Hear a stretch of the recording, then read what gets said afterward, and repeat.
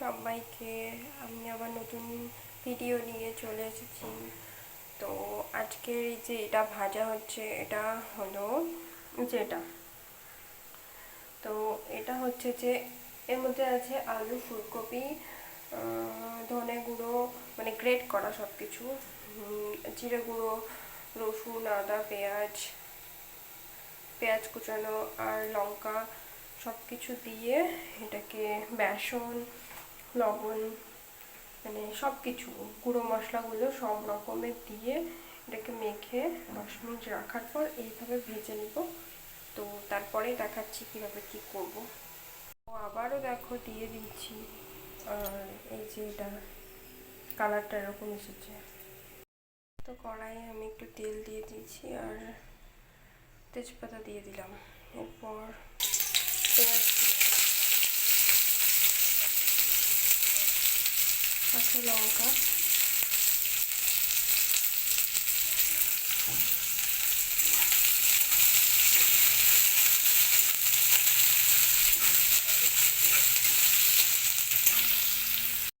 আমি ভুলে গেছিলাম এখানে যে টমেটো দিয়েছি আর রসুন, আদা দিয়ে দিয়েছি। এবার দেব জিরে গুঁড়ো, ধনে গুঁড়ো আর লঙ্কা গুঁড়ো,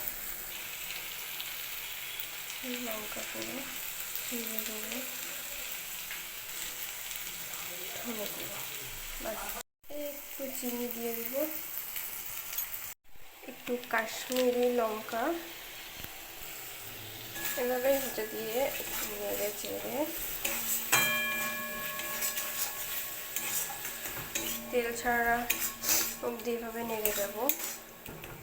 এদিকে আমি ভাতও বসিয়েছি, তো জল ফুটে গেছে, তো আমি এদিকে ছেড়ে কোনো দিকে হাত দিতে পারছি না।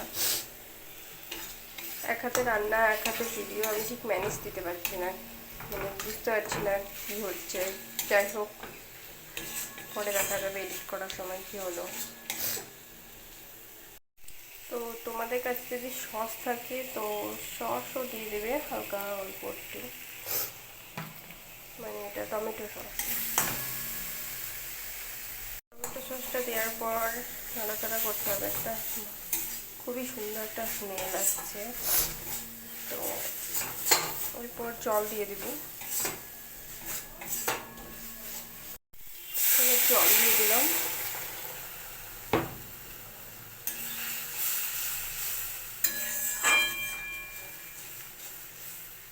চাইলে জলের পরিমাণটা বাড়িয়ে বা কমিয়ে নিতে পারো, আমি এইরকমই রাখবো।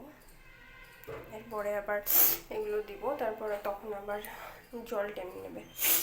ফুটে গেছে, এটাকে আমি ঢেকে দেব। তো তারপর একটু পরে আমি ওগুলো দিয়ে দেব। তো এবার আমি এগুলো দিয়ে দেব, এটা ফুটুক, আমি একটু ঢাকা দিয়ে দিই, তারপর দেখো কি হয়। ঢাকা খুলে আমি একটু ধনেপাতা ছিটিয়ে দেব,